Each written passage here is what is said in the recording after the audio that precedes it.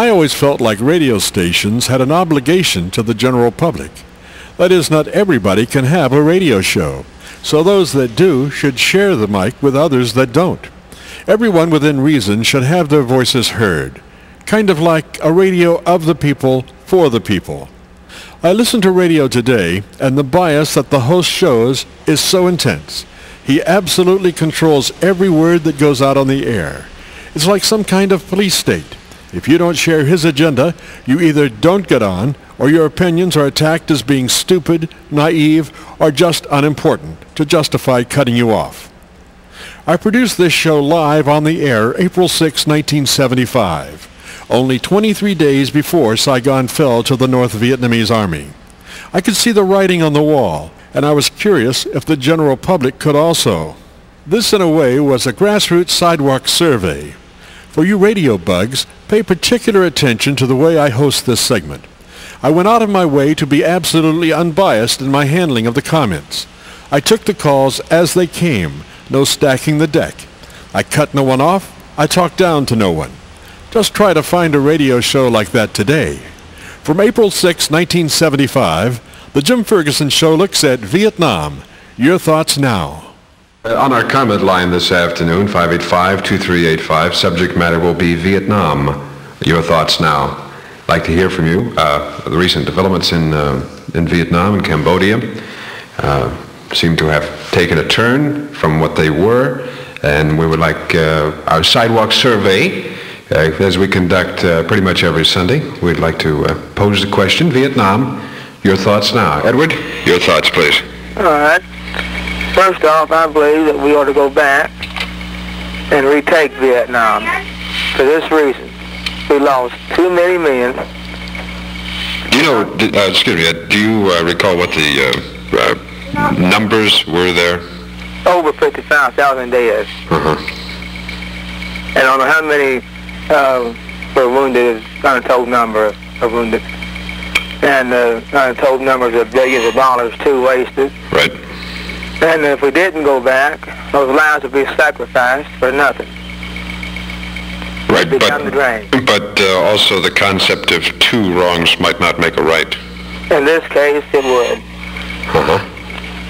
They disobeyed the Paris Peace Agreement by going back in when they wasn't supposed to. They were broken in every way, shape, form, and fashion. Right. Ed, did you see, have you been in the service? Yes, I was in Vietnam. Uh-huh. What years? 68, 69. Right. As a people, now, you had contact with the people also, did you not? Yes. Does it appear to you, or did it appear to you at the time, that perhaps war might have been a way of life for the Vietnamese people?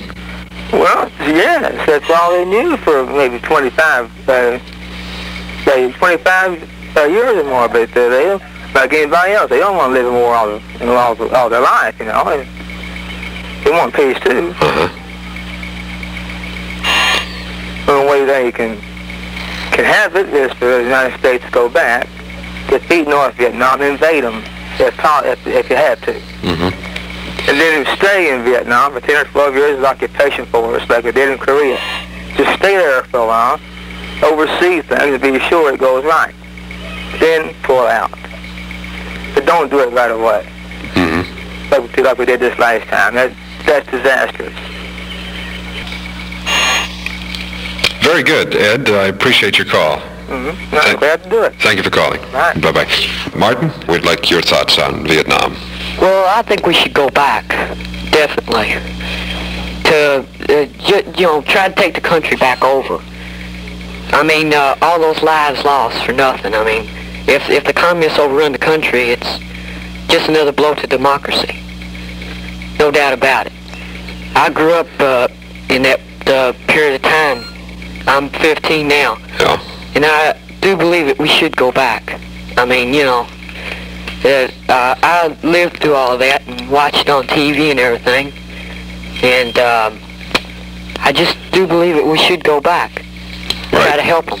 There are a lot of concepts and thoughts that we are exposed to as we're growing up. One was that America is the watchdog of the world for democracy. And sometimes, perhaps, you wonder if that is really tenable. Yeah. We were successful till Vietnam, and one wonders if that might have not, represented perhaps a changing of concepts. But for you, it doesn't, right? No. It's just my belief that to keep the world secure, America should at least lend a helping hand, in this type of situation. I mean, I think what people are scared of the most is that we'll have a reoccurrence of what we had during the early 60s and late 60s, demonstrations and everything, but there's still a lot of people who do believe that we should go back, like I do. I mean, I'm not old enough to go get my draft card yet, but I wouldn't want it, personally myself, I wouldn't mind going over there if I was called, Right. But I do believe that we should go back over and at least try to help organize the Army over there. I heard there is a lot of chaos over there. Well, that's how we started it. Yeah. With our advisors. I mean, that's how we became involved the first time. Yeah. With paramilitary advisors. But it wouldn't be a bad idea. I mean, not to just send the entire force over, as we did in the middle of the 60s after we sent the advisors over there. But the man in Korea, I mean, the guy called first, for me. Right. He had a good idea, though. If we went over there, set up an occupation force and stay there for a while and see if we can restore order and peace in that country. And then after everything is settled out and everything, we could gently pull out. Martin, I appreciate your call, sir. All right, thank you. Thank you. Bye-bye. Topic on the comment line, Vietnam. Your thoughts now, John?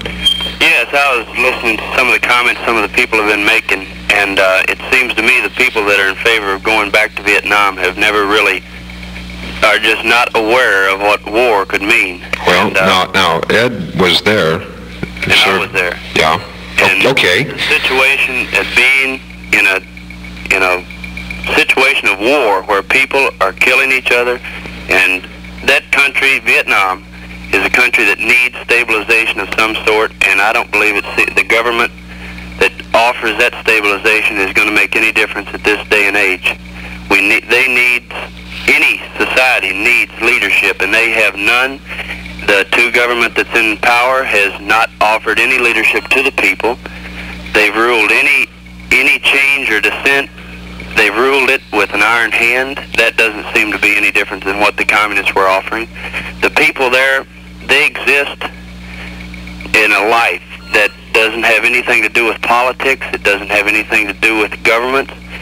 They don't have any future. They don't even think of a future. The people I associated with over there are simply existing, living, trying to make one day to the next, and yet we're sitting over here in America in our fine homes, and we're speculating on their lives, and we're making comments about how we think they should live. And these people, they live in a world that almost just a very small percentage of the people in our country can even imagine. And I don't understand that why we should have the power, who gave us the power, to say what these people need and what they don't need and what we should do for them and what they should do for themselves. They need to live, and they need to be guaranteed of some sort of life, regardless if it's a communist-controlled government, as long as it offers them a stable life. Right. And this is the same thing that I saw while I was over there. All they try to do is scrounge a living, and if they can make it to the next day, they're satisfied. That's what they look forward to. And yet we can throw our ideals and our theologies and our theories and all this into the game. It doesn't affect those people one iota. So as far as a plan of operation or procedure, what would you suggest?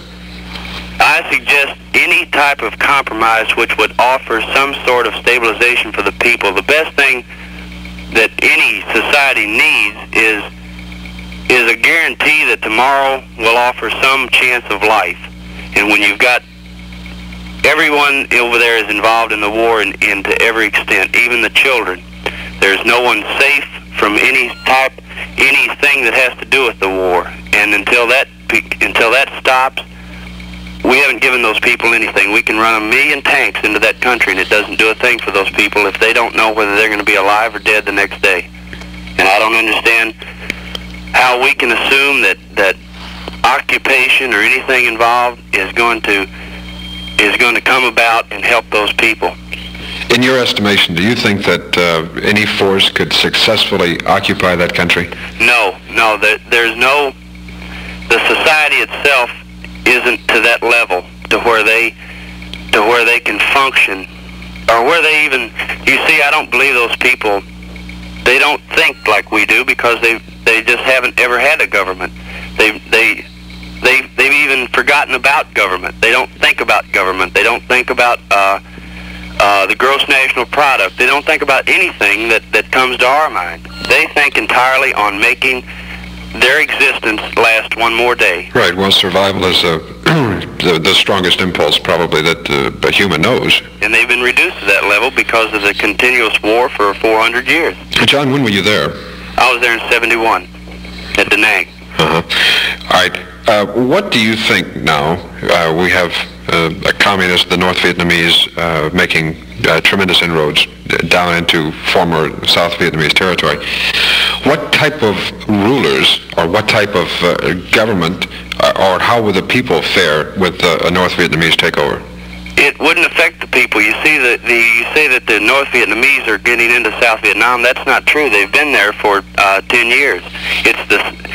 There's no separation of North Vietnamese and South Vietnamese. You see that they combine. It's not as if the South Vietnamese are really fighting the North Vietnamese. It's a group who have aligned themselves with the communist forces, whatever this means to them, whether they even use the term communism or not. I don't think they do. I believe it's just that they've aligned themselves with a group. Right. And this is the group they're supporting.